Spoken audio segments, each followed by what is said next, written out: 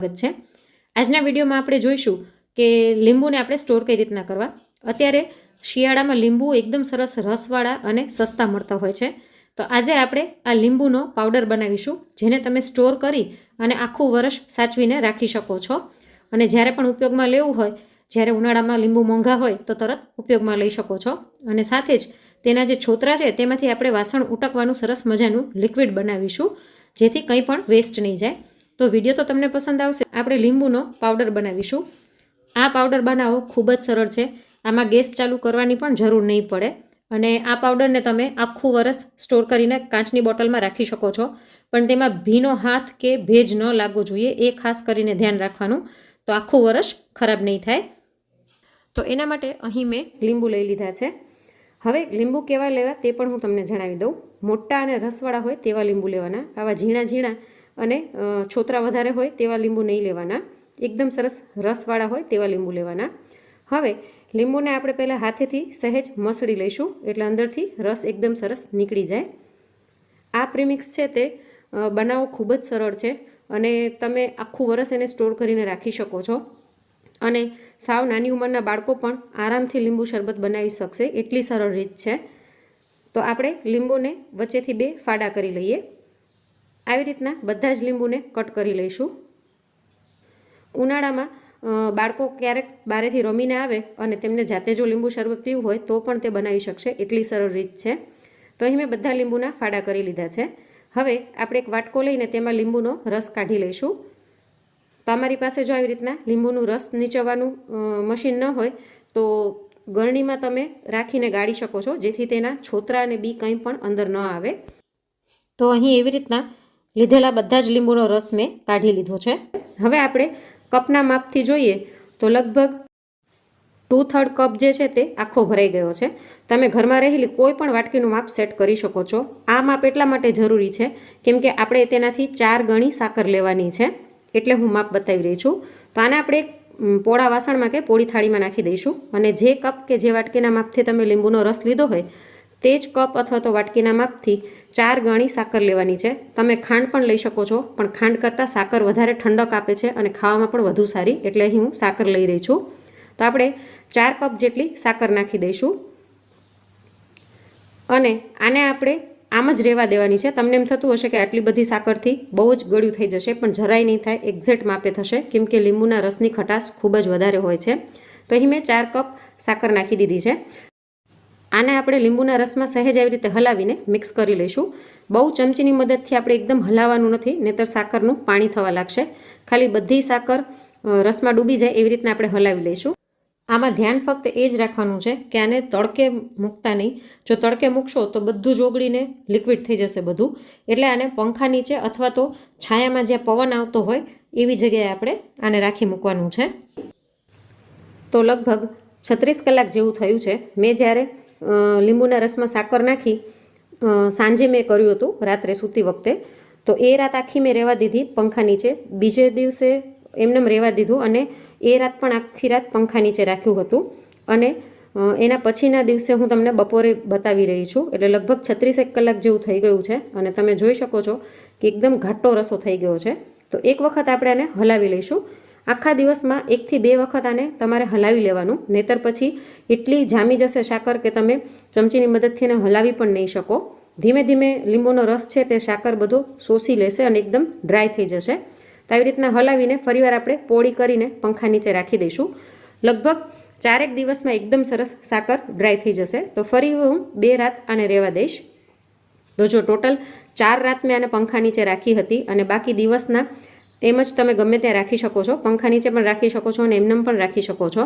તો જો તમે જોઈ શકો છો કે 4 રાત પંખા નીચે રાખ્યા પછી સાકર એકદમ સરસ ડ્રાય થઈ ગઈ છે। વચ્ચે વચ્ચે હલાવતા જરૂર રહેવાનું, કેમ કે જો તમે એમનેમ 4 દિવસ મૂકી જ દેશો, જરાય અડશો નહીં, તો સાકર થાળીમાં એટલી બધી ચોંટીને જામી જશે કે છેલ્લે તમે એને ઉખેડી પણ નહીં શકો, એટલે વચ્ચે વચ્ચે ચમચીથી હલાવતા રહેવું જરૂરી છે। તો જો એકદમ સરસ આપણી સાકર ડ્રાય થઈ ગઈ છે, જરાય હાથ આપણા ભીના નથી થતા અને આ સાકરને તમે ટેસ્ટ કરશો તો સરસ ખટમીઠો ટેસ્ટ આવશે। લીંબુનો રસ બધો ચૂસાઈ ગયો છે। તો હવે આપણે આ સાકરને એક મિક્સર જારની અંદર નાખી દઈએ અને હવે આને ગ્રાઇન્ડ કરી લઈએ। આમાં એક જ વસ્તુનું તમારે ધ્યાન રાખવાનું છે કે ભીનો હાથ કે ભીની ચમચી ન અડવી જોઈએ. તો ફ્રીજ વગર પણ તમે આને આખું વરસ સ્ટોર કરી શકશો. તો જો અહીં મેં આને ગ્રાઇન્ડ કરી લીધું છે. તો એકદમ સરસ આપણો સાકર અને લીંબુનો પાવડર બનીને તૈયાર થઈ ગયો છે. હવે આની અંદર આપણે 2 ચમચી જેટલું સિંધવ મીઠું નાખી દઈશું. સિંધવ મીઠું એટલા માટે નાખું છું કે વ્રત કે ઉપવાસમાં જો તમારે લીંબુ શરબત પીવું હોય તો પણ તમે પી શકો. તો ફરીવાર આને ગ્રાઇન્ડ કરી લઈએ. તો આપણો લીંબુનો પાવડર બનીને તૈયાર થઈ ગયો છે.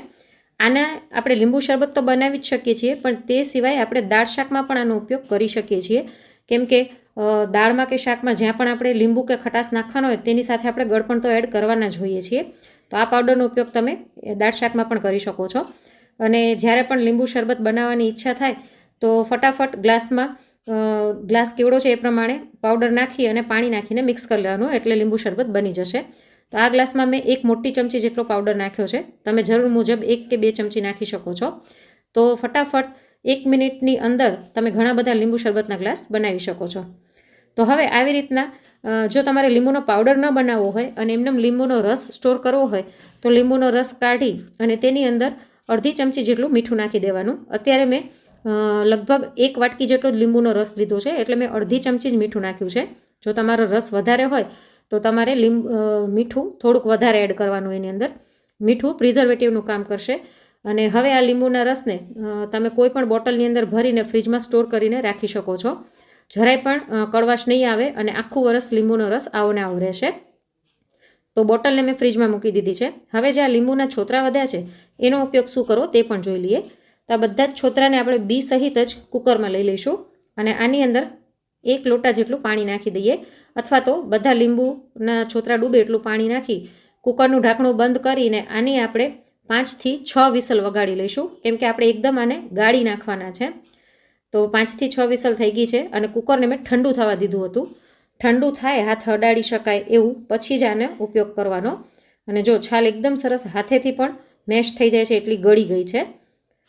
તો હવે આ લીંબુના છોતરા પાણી સહિત જ આપણે મિક્સર જારમાં લઈ લઈશું. આ પાણીને પણ આપણે ફેંકવાનું નથી અને આને આમ જ આપણે પીસી લઈએ. તો અહીં મેં આને પીસી લીધેલું છે અને એકદમ સરસ સ્મૂધ આની પેસ્ટ થઈ જશે. હવે એક મોટું વાસણ લઈ તેના ઉપર આવી રીતના એક ચારણો રાખી અને આપણે આને ગાળી લઈશું. આને ગાળવું જરૂરી છે જેથી અંદર જે બી અને લીંબુના રેસા હોય, છોતરા હોય તે બધા નીકળી જાય.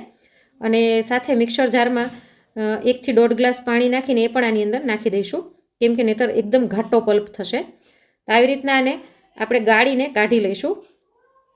તો જો ખૂબ જ ઓછો વેસ્ટેજ નીકળ્યો છે, લગભગ 2 ચમચી જેટલું જ વેસ્ટ નીકળ્યું છે.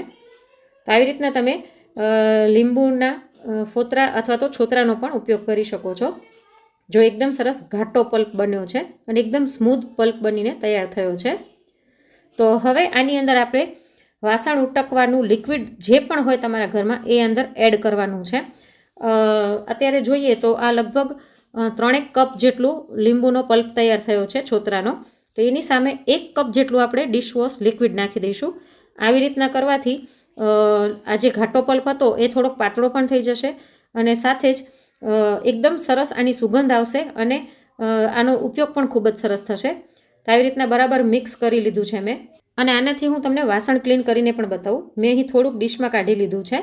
જરાક જ આપણે આમાં પોતું બોળશું ને તો એ બધા વાસણ ઉટકાઈ જશે, સુગંધ પણ સરસ આવશે અને સાથે સાથે લીંબુની ખટાશના કારણે બેક્ટેરિયા જે હોય એ બધા મરી જશે અને વાસણ એકદમ સરસ ચોખ્ખા થઈ જશે, જરાય ચીકાશ નહીં રહે. તમને ખબર હોય તો આપણા દાદી નાની આંબલીના પાણીથી અથવા તો ખટાશથી વાસણ ઉટકતા હતા. તો આ લિક્વિડને આપણે એક બોટલમાં ભરી લઈએ. આ વાસણ ઉટકવાનું લિક્વિડ ખાલી થયું છે એ જ બોટલ છે. તો લગભગ 1.5 બોટલ ભરાય એટલું આપણું લિક્વિડ બનીને તૈયાર થઈ ગયું છે. તો વેસ્ટ જવા દેતા લીંબુના છોતરાનો પણ આપણે સરસ મજાનો ઉપયોગ કરી લીધો છે. તો આજનો વિડીયો તમને કેવો લાગ્યો તે મને કોમેન્ટમાં જરૂરથી જણાવજો. અને જો વિડીયો ગમ્યો હોય તો લાઈક કરીને વધુમાં વધુ શેર પણ કરજો.